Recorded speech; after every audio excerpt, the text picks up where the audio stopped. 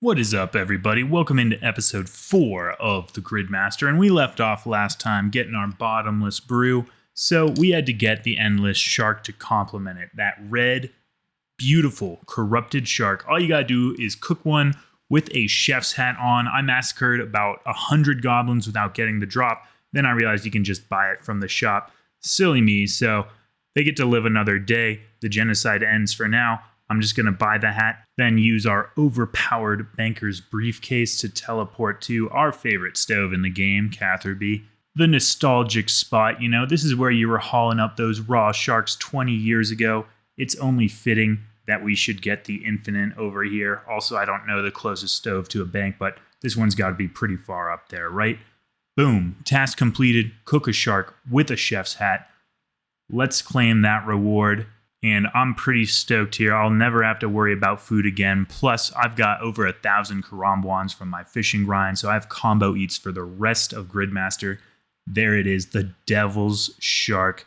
Good stuff. So what should I do after earning a piece of infinite food other than go somewhere that I can't use it? That's what I decided to do for some reason. I want Banker's Note because it will give me an immediate 99 construction, which is great for a lot of other things. So we are here in the gauntlet. We've got to do one blue gauntlet, which is just cake.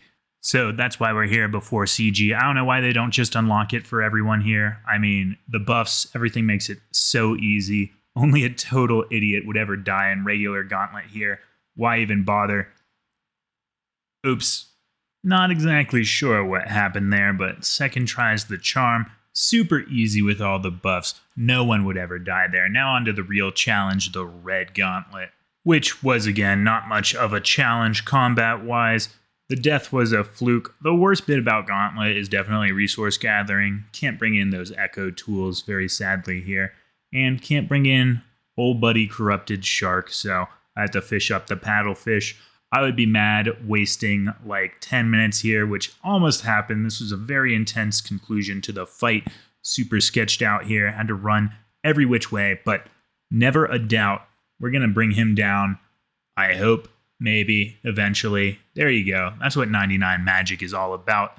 And that brings us nicely into the reward of Banker's Note. Now with Golden God, I've got unlimited money, and now I can go to my house with everything I need to get 99 and just unnote right there. Hopefully shouldn't take me more than half an hour, and then I'll get 2 more rewards off of doing that. Easy skate. This is undoubtedly the closest that construction has ever come to being enjoyable. I used an experience lamp early on, so I didn't have to do the old BPBS, the bag plant bullshit, common acronym there. Skipped all the way up to where I could be building marble fireplaces, and I just stocked up on those bad boys. Need to do this to 79 before I can get in the fancy garden, but the XP is flying. Look at those drops. 4,500 construction every time. Getting herb lore and runecraft along the way. This is a nice little serotonin release, I'll tell you that much. Or dopamine? I don't know. You thought fireplaces were good? Wait till you see this. 36k plus 18 in herb and runecraft every time I build a marble fence. I don't know why I don't do this in the main game. It is annoying having the load screen come up all of the time, but I did have this pro move where I moved the inventory interface into the middle of my screen, so I wouldn't have to move the mouse back and forth very far. Honestly, it looks pretty good there. Maybe I should just play the game like this all the time. I don't know. What do you think? A little bit of extra space on the right. If a monster's sneaking up on me, I can click him there. Couldn't do that before. Seems pretty smart to me. Anyways, next up was Crystal Thrones, which took about 2 seconds to get me from 95 all the way up to 99. There we have it. Our 99 construction, which will allow us to build a demonic throne and get the Thunder Kopesh unlock. There it is. Beautiful red throne. A wonderful match for my shark. And then we can unlock our curved sword. Big ol' Thunder Kopesh, what many say is the best melee weapon of all time. I don't know that. I didn't take wilderness in leagues because I'm not an animal, so I've never used it before, but people talk a big game here. I'm excited to see how it performs. But of course, before we get to testing it, we've got to do something even more fun. Build a cape rack in our house, and I don't know what level you need, so I went up to mahogany. It's kind of actually a bitch to get the logs. I had to increase my wood cutting to get mahogany, but I'm sure we can put a construction cape on this rack, right? There's no doubt I won't need to go and get gold and build it all the way up. Yep, I didn't. There we go. Deposit a skill cape into your player-owned house. That is going to give us the bonus that reflects damage. So now we are even more ready for PVM, and I think it's finally time we actually get a little deeper into it. So first one to start out with is the Cowfight Queen, because you get the Drygore blowpipe when you kill it, which is a mad good weapon. Let's see that spec on the Kopesh everyone's talking about.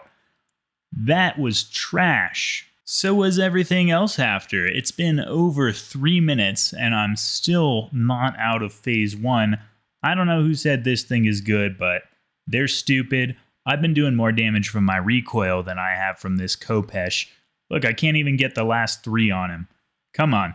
It's going to recoil. That's what we need, 2. All right. Finally, phase change.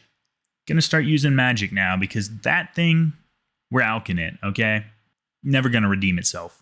Phase 2 has gone infinitely smoother, like 30 seconds, boom, 45 fire wave. KQ does not stand a chance. Much better with magic. Trash can Kopesh, nah, don't need it. Dragon Pick 1 KC, if only the task were to get a unique from KQ. All we have to do is kill it, but at least we did that. So let's go grab our blowpipe, and this thing is going to be an absolutely massive upgrade. We've got a 1-tick ranged weapon now. Gonna need to make some darts in it. I think myth is all I can do for now, but that's fine. It's gonna be hitting min 5 every single tick. Nothing's gonna stand up to us. I think it's probably even time to get into some raiding.